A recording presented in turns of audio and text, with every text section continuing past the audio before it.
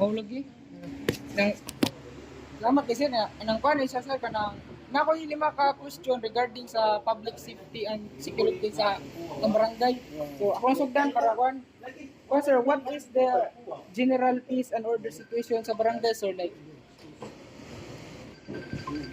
ng general peace and order situation, for example, sa overall nga, kanang, kanino kahusay sa atong barangay nga status karon. Sa yang general peace and order situation sa ako ang Atabangan din kasi. Kung sa pangutana diyon na. what is the general peace and order situation within sa kaning nga barangay, sir? Overall. Overall. Oh, general man. Ang kung magisgot-agot sa kausay kalinaw, di ba ang ini usagyod ka tulunggan ka ng drugs unya this year ang Barangay Bulaco was declared drug cleared. So mauna atong achievements karon sa barangay drug cleared. It was announced by COSAP. Kailan mo dahil COSAP? Research ang COSAP. Maunay department sa gobyerno nga nag-focus gyud sa about drug abuse. So ang Barangay Bulaca was declared drug cleared this year.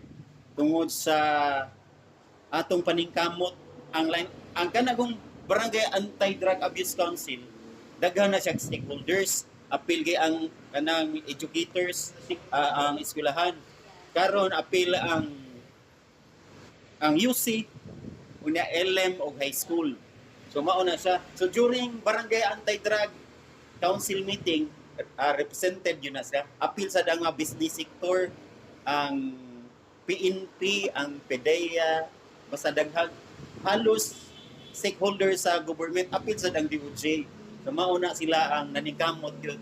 So karon kanang we are so confident nga ang Bulacau ang di ta makaingon na walay criminality pero at least na kuan na to ini na control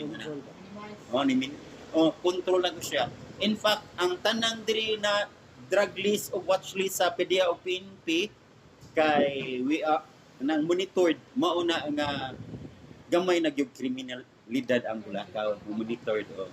So bisan pa man ako kay kami man ang pinakataas nga department sa gobyerno, Department of Justice na ang chairman ko sa Department of Justice karon sa Badak Pukal at the same time Badak Council member. So, Barangay Anti-Drug Abuse Council.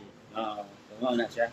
Unya karon sa when it comes to minors katong mga offenders sa curfew, first time sa nanitabo sa 80 ka barangay nga natay programa nila. Katong ganina mga patanon. Ang buhaton sa barangay, na madakpa na sila sa curfew, buhian na sila papirmahon. Ang Barangay Bulacau natay programa like na sila sessions, family therapy, at the same time na sila consequence yang gitawag og community work service. Paligyon sa eskwelahan patud sa aron makuan sila ba? Mahatagan nung gibukaton ang ilang tunsik ang ilang gihimo nga kalapasan, curfew, community work service. Mo na CWS, community work service. At the same time, ang ilang ginikanan yun, niuyon sa dana, naagi agreement kauban sa DS, WS, kay minor man na, basin ma-foul ta. So mauna, imunana, kada simana na ami itawag og Oplan Bulabog, kauban na PNP o mga barangay tanod na to. Na magsalisunaw yung mga barangay official sa Tibok, Barangay Bulacau, aron pag control o pagtanaw sa katong mga kasagaran mong krimen, may tabo gabi di ba? So mao na siya. So wala gini undang. Kada Sabado na sa session karon, mag-session may karon dito sa taas. Ang katong mga surrenderies o katong mga parulis at the same time katong mga curfew offenders. Ngana daghan tag programa murag mapuno na inyong mansiranan kung mao na ang buhaton. Okay, so sa next question, what are the most common reported crimes sa kanila barangay, sir? Ang common jud lang reklamo dili sa inyo hang nabantayan, wala san ko pa man sa update. ano, sir, wala kay pero kanang kuan amo lang na report na ni siya pero sa kalagong may part sa Riverside sa mga kay amo lang kanang Riverside ilang kuan kanang ngayon kanang Rang mga manayupay dito Sa mauna, tinuod man na imong giingon nga ang bisan ng barangay drug clear, dili na buto sa nga wala yung manuyok ko ning mabaligya. Wala di gyud mitabot ibok kalibutan. So realidad na pero at least monitored siya na control sa una ang dagko kan nawagtang na ang katong mga drug lord surrender na kailan dong kaloy dito mao na yung mga tanawa. Okay na siya ni surrender na sa una di gina masudlan ninyo ha di ba kay daghang itirador si kaloy karon okay na. Na priso siya nya karon iya man gitira pariham na sa serve sentence gid siya. Pero di ginamawagtang na pag yung mga ginagmay na. May lang kayo. Ang si Vance Katolik yan ingon gani si kanang Father Flavir nga kana kuno dili lang kuno na nato himuon nga isyu kay mao kuno na siyang pangtawid gutom sa pobre. Ang nagrihan na nabasag maayo. Oo. Kita mo ato iyang post nga pwede ra din na mamaligya kuno siya po basta ginagmay lang pangtawid gutom sa pobre. Nabit din nabasa ng gatong Katoliko nga pare.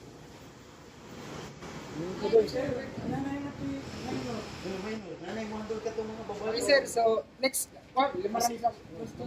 Sa third question is, nas the barangay have, ang barangay tanod yun sir din.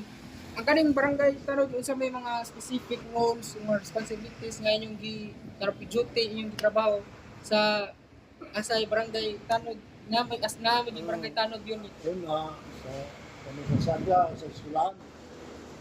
Bantay na ng busod sa kwan, katong eskwelahan. BCS, Bulang Community School. Oo.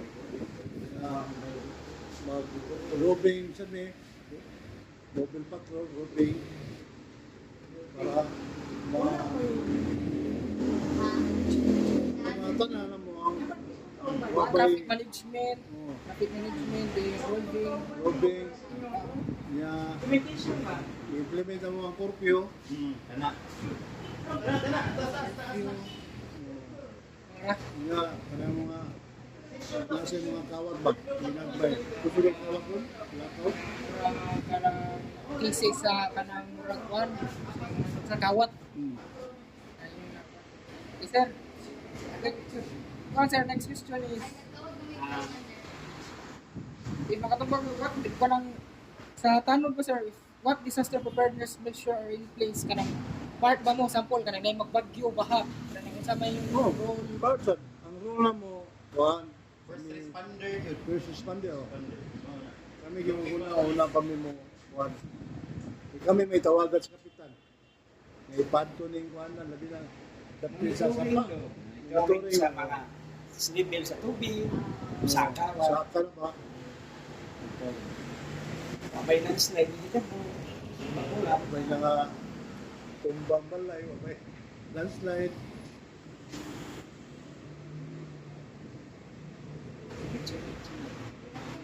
Para sa inyo, Yeah, ang last na question, sir, guys, is there a barangay disaster risk reduction and management strategy for Israel? Like, tama mo yung disaster barangay sa ng PDRRF.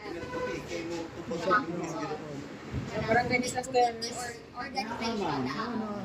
kanang among file, Okay. among mga BSW, among mga kaning kuan, kaning PRT, with results. With ana ni ambulance para ana may disaster. Ano po po Europe, sir? Na, dili amo dili siya ero. Okay. PRT. PRT. Yeah. Oh.